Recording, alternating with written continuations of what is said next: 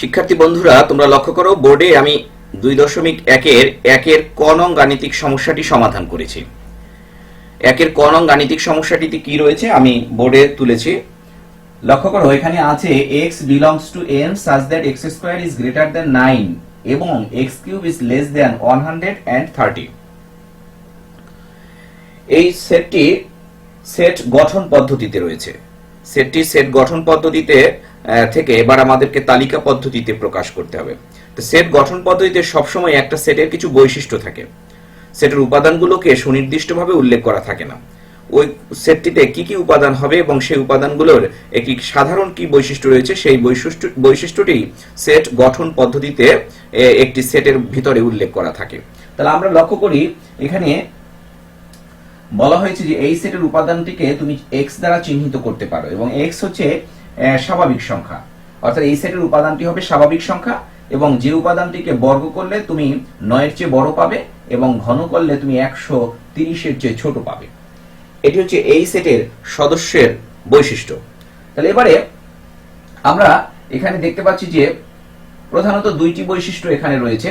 একটি হচ্ছে x square is greater than 9 এবং অন্যটি হচ্ছে x cube is less than 130। তো আমরা এই দুইটি বৈশিষ্ট্যকে নিয়ে আমরা দুইটি ছোট সেট তৈরি করতে পারি, যে x belongs to n such that x square is greater than 9, এটি দিয়ে আমরা একটি সেট তৈরি করলাম। আরেকটি সেট হচ্ছে x belongs to n such that x cube is less than 130, আমরা এটি দিয়ে আরেকটা সেট তৈরি করলাম।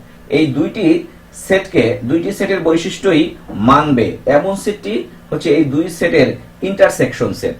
কারণ যখন দুইটি সেটের বৈশিষ্ট্য কমন উপাদানগুলো নিয়ে আমরা সেট তৈরি করি, তখন ওই সেটটি হচ্ছে দুটি সেটের ইন্টারসেকশন সেট। তা আমরা দুইটি সেটের ইন্টারসেকশন সেট এখানে বলা আছে এবং, অর্থাৎ এই বৈশিষ্ট্যটিও মানবে এবং এই বৈশিষ্ট্যটিও মানবে। তাহলে দুইটি বৈশিষ্ট্যই মানবে, অর্থাৎ দুই সেটের মধ্যে যে কমন উপাদান রয়েছে সেই কমন উপাদানগুলোই আমাদের নির্ণেয় সেটের সদস্য হবে। তাহলে আমরা দুটি সেট লিখলাম, ছোট সেট, এবং এই এবং থাকার কারণে আমরা এখানে ইন্টারসেকশন চিহ্ন দিলাম, অর্থাৎ এই সেটের বৈশিষ্ট্যটিও মানতে হবে, এই সেটের বৈশিষ্ট্যটিও মানতে হবে। তা আমরা দেখছিলে যে n হচ্ছে স্বাভাবিক সংখ্যার সেট, অর্থাৎ স্বাভাবিক সংখ্যার সবচেয়ে ক্ষুদ্রতম সদস্য হচ্ছে 1 দিয়ে শুরু স্বাভাবিক সংখ্যা। তা আমরা স্বাভাবিক সংখ্যার বর্গ, এমন স্বাভাবিক সংখ্যা নেব যার বর্গ করলে 9 এর চেয়ে বড় হবে মানটি। তা আমরা যদি প্রথম 1 স্বাভাবিক সংখ্যাটিকে চিন্তা করি, তাহলে 1 এ যদি বর্গ করি তাহলে আমি পাচ্ছি 1, যা 9 এর চেয়ে বড় না। এরপরে আমি যদি 2 কে বর্গ করি, 2 এর বর্গ করে পাচ্ছি আমি 4, যা 9 এর চেয়ে বড় না। আবার 3 কে যদি বর্গ করি তাহলে পাচ্ছি 9, যা 9 এর চেয়ে বড় না। 9 এর সমান কিন্তু 9 এর চেয়ে তো আর বড় না। আমাদের এখানে বলা হয়েছে যে is greater than 9, x square is greater than 9, অর্থাৎ 9 এর চেয়ে বড় হতে হবে। এবার যদি আমি 4 কে বর্গ করি তাহলে 4 কে বর্গ করে পাচ্ছি 16, অর্থাৎ আমি 9 এর চেয়ে বড় একটি মান পাচ্ছি। তো আমি সেই সদস্যটিকে এই সেটের মধ্যে অন্তর্ভুক্ত করলাম, অর্থাৎ আমি 4 লিখলাম। এবার আমি যদি 5 চিন্তা করি, যে 5 কে স্কয়ার করলে পাচ্ছি 25, যা 9 এর চেয়ে বড়, তাহলে আমি এখানে 5 ও লিখতে পারছি। এভাবে আমি 6, 7, 8, 9, 10, 11, 12 এই সংখ্যাগুলো, সবগুলো সংখ্যা এর পরের, অর্থাৎ 4 এর পরের যত সংখ্যা আছে সবগুলোই যদি আমি বর্গ করি তাহলে 9 এই মানটির চেয়ে বড় পাচ্ছি। তাহলে 9 মানটির চেয়ে যদি বড় পাই তাহলে সেইগুলোই হবে আমার এই সেটের সদস্য। তাহলে এই সেটটিও অসীম সেট, অর্থাৎ এই সেটের 4 এর পরে যত পূর্ণ সংখ্যা আছে সব স্বাভাবিক সংখ্যাগুলোই হচ্ছে আমাদের এই সেটের সদস্য। এরপর আমরা দেখি দ্বিতীয় সেটটির সদস্য কারা কারা। দ্বিতীয় সেটটিতে বলা হচ্ছে যে এমন স্বাভাবিক সংখ্যা যেগুলোর ঘন করলে 130 এর চেয়ে ছোট হবে। তাহলে স্বাভাবিক সংখ্যার প্রথম সদস্য হচ্ছে 1, 1 কে ঘন করলে 1 কে যদি ঘন করি তাহলে আমি পাচ্ছি 1, তাহলে 1 এই সেটের সদস্য হবে। এরপরে আমি যদি 2 চিন্তা করি, 2 কে যদি আমি ঘন করি তাহলে পাচ্ছি 8, তাহলে 8 এটা 130 এর চেয়ে ছোট, তাই 2 এই সেটের সদস্য হবে। আবার 3 কে যদি ঘন করি তাহলে পাচ্ছি কত, 3 কিউব মানে 27, এই 27 এটা এই সেটের সদস্য হবে, কারণ এই 27 130 এর চেয়ে ছোট। আবার যদি 4 নেই, 4 কে যদি ঘন করি তাহলে পাচ্ছি 64 এই মানটি 130 এর চেয়ে ছোট মান, তাই আমি এই 4 কেও এই সেটের সদস্য হিসেবে রাখবো। এরপরে আমি যদি নেই 5 কে যদি আমি ঘন করি তাহলে পাচ্ছি 125, 5 কিউব মানে 125, এই 125 130 এর চেয়ে ছোট, তাই আমি 5 কেও এই সেটের সদস্য হিসেবে রাখবো। এরপরে আমি 6 নেব, 6 কে আবার ঘন করে দেখব যে 6 এর ঘন করলে কত মান পাওয়া যায়। 6 এ যদি ঘন করি 6 কিউব ইজ ইকুয়াল টু 216 216 যা 130 এর চেয়ে বড় মান ছোট না। 130 এর চেয়ে বড় মান হচ্ছে 216। এই মানটি আমরা এই সেটের মধ্যে নিতে পারছি না, কারণ এই মানটি 130 এর চেয়ে বড় মান, ছোট না। আমরা এই সেটের মধ্যে যত মান নেব সব মানগুলো হবে ছোট মান। তাহলে 130 এর চেয়ে ছোট মানগুলো পাওয়া যায় এই 1 2 3 4 and 5 এই পাঁচটি সংখ্যা ঘন করলে এই ঘনফলটি 130 এর চেয়ে ছোট আসে। আমরা এই পাঁচটি সংখ্যা নিয়ে এই সেটটি তৈরি করলাম। এবার আমাদেরকে এই সেটের এবং এই সেটের এই দুই সেটের সদস্যগুলোর মধ্যে কমন সদস্য কারা তাদেরকে নিতে হবে। কমন সদস্য কেন? কারণ আমাদের এই মূল সেটে বলা হয়েছে যে এইটাও মানবে, এই শর্তটাও মানবে, এই শর্তটাও মানবে। তাহলে দুটি শর্তই মানে এমন সংখ্যা রয়েছে 4 and 5, 4 এবং 5 দুই সেটেই আছে। তাহলে 4 5 সে এই সেটেরও সদস্য আবার ওই সেটেরও সদস্য, অর্থাৎ এই কন্ডিশনও মানে আবার ওই দ্বিতীয় কন্ডিশনটিও মানে। তাহলে আমরা এই 4 5 নিয়ে অর্থাৎ দুটি সেটের ইন্টারসেকশনে যে সেটটি পাচ্ছি সেই সেটের উপাদান হচ্ছে 4 5। আমরা এই 4 5 নিয়ে যে সেটটি গঠন করলাম সেই সেটটি হচ্ছে আমাদের এই মূল সেটের তালিকা পদ্ধতির সেট। অর্থাৎ যে সেটটি আমাদের ক নম্বরে দেওয়া ছিল সেই সেটটির তালিকা পদ্ধতিতে প্রকাশ করলে আমরা দুটি উপাদান পাবো। তার একটি উপাদান হচ্ছে 4 আর একটি উপাদান হচ্ছে 5। আশা করি তোমরা এই গাণিতিক সমস্যাটির সমাধান বুঝতে পেরেছো। প্রিয় শিক্ষার্থী বন্ধুরা, এবারে আমি একের খ নং গাণিতিক সমস্যাটি সমাধান করেছি। লক্ষ্য করো, একের খ নং গাণিতিক সমস্যাটিতে রয়েছে x belongs to z such that x square is greater than 5 এবং x cube is less than or equal 36। এটি সেট গঠন পদ্ধতির একটি সেট। এটিকে আমরা তালিকা পদ্ধতিতে প্রকাশ করতে চাই। সেট গঠন পদ্ধতিতে যে বৈশিষ্ট্য রয়েছে সেটটির সেটা লক্ষ্য করি যে এই সেটের উপাদানটিকে যদি আমি x দ্বারা চিহ্নিত করি তাহলে সেই উপাদানটি এমন উপাদান হবে যেটি হচ্ছে পূর্ণ সংখ্যার সেটের একটি উপাদান হবে বা একাধিক উপাদান হবে। এবার যে উপাদানটাকে বর্গ করলে আমি পাবো 5 এর চেয়ে বড় এবং ঘন করলে 36 এর সমান বা 36 এর চেয়ে ছোট পাবো। এই বৈশিষ্ট্য রয়েছে এই সেটটিতে। এবারে আমরা যে দুটি বৈশিষ্ট্য, প্রধান যে দুটি বৈশিষ্ট্য রয়েছে x square is greater than 5 এবং x cube is less than or equal 36, এই প্রধান দুটি বৈশিষ্ট্য দিয়ে আমরা দুটি সেট তৈরি করব। তাহলে আমরা x belongs to z such that x square is greater than 5 এতটুকু বৈশিষ্ট্য নিয়ে একটি সেট গঠন করলাম। আবার x belongs to z x cube is less than or equal 36 এটি দিয়ে আরেকটা সেট তৈরি করলাম।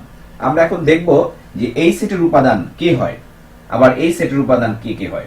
আমরা সেগুলো দেখে দুই সেটের মধ্যে যারা কমন উপাদান রয়েছে, যেহেতু এখানে এবং রয়েছে তাই আমরা আমাদের বুঝতে হবে যে এই শর্তটিও মানবে এবং এই শর্তটিও মানবে।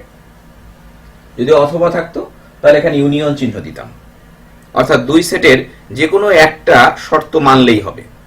এবারে এবং আছে, তার মানে দুটি সেটের দুটি কন্ডিশনই মানতে হবে। যারা দুটি কন্ডিশনই মানে সেই উপাদানগুলো নিয়েই হবে আমাদের এই যে সেটটি সেট গঠন পদ্ধতিতে দেওয়া আছে খ নং প্রশ্নে সেই সেটটির তালিকা পদ্ধতির সেট।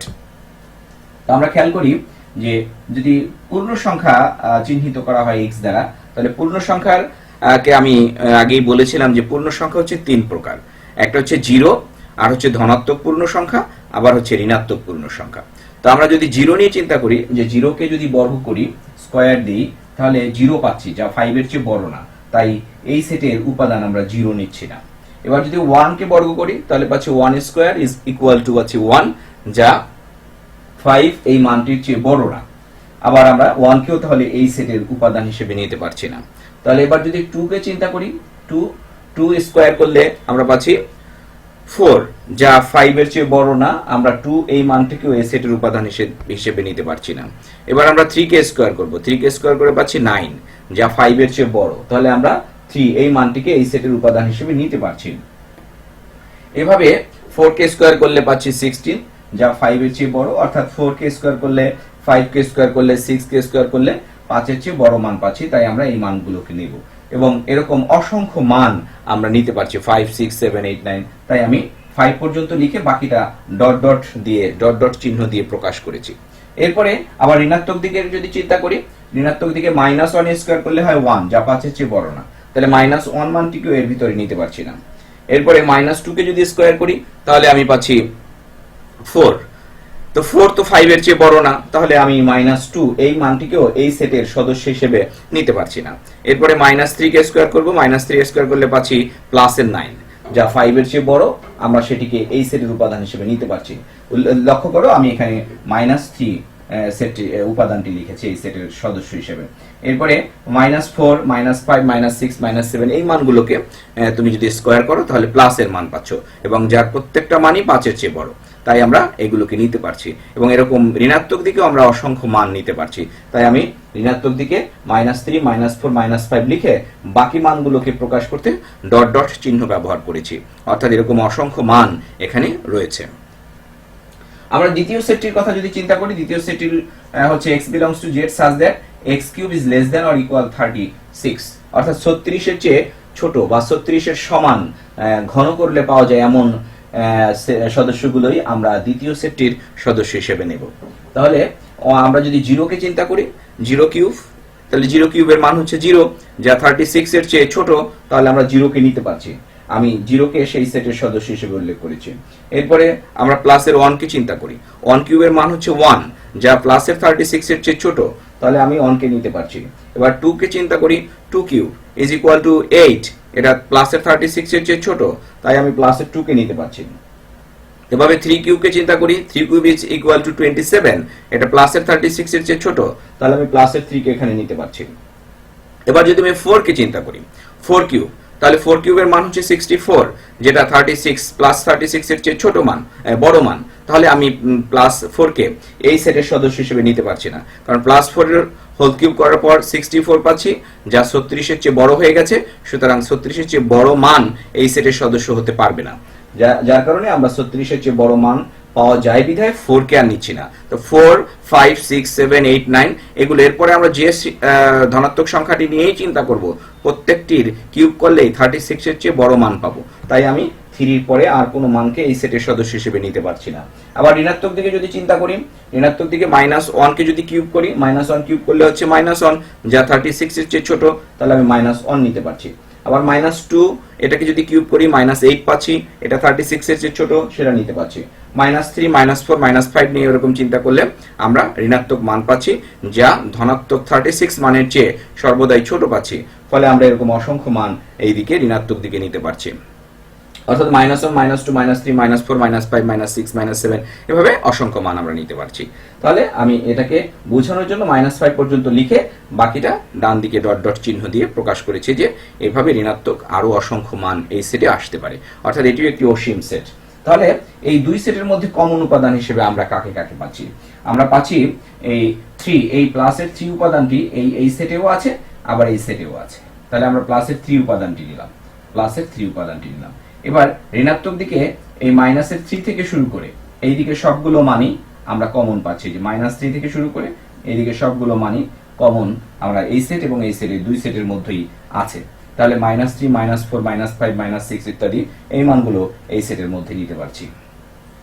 এটিও একটি অসীম সেট তৈরি হয়ে গেল, অর্থাৎ 3 প্লাসের 3 এবং -এর 3, -4, -5, -6, -7 এবং আপ টু ইনফিনিটি, অর্থাৎ অসীম পর্যন্ত এরকম অসংখ্য মান এই সেটে আমরা নিতে পারবো, যে মানগুলোর জন্য আমাদের বর্গ করলে 5 এর চেয়ে বড় মান পাওয়া যাবে এবং ঘন করলে 36 এর চেয়ে ছোট মান বা 36 এর সমান মান পাওয়া যাবে। তাহলে এভাবে আমরা এই গাণিতিক সমস্যাটি সমাধান করতে পারি। আমাদেরকে অবশ্যই মনে রাখতে হবে যে পূর্ণ সংখ্যার মধ্যে আমাদের 0 থাকবে, ধনাত্মক পূর্ণ সংখ্যা থাকবে আর ঋণাত্মক পূর্ণ সংখ্যা থাকবে, অর্থাৎ জেড সেটের মধ্যে 0 প্লাসের সংখ্যাগুলো থাকবে, প্লাসের পূর্ণ সংখ্যাগুলো, আবার মাইনাসের পূর্ণ সংখ্যাগুলো থাকবে। তাই আমরা জেড সেট নিয়ে যখন কাজ করব, অর্থাৎ এখানে কোন সেটটি আছে, এখানে কি এন আছে নাকি জেড আছে নাকি আর আছে, সেটা সব সময় খেয়াল করতে হবে।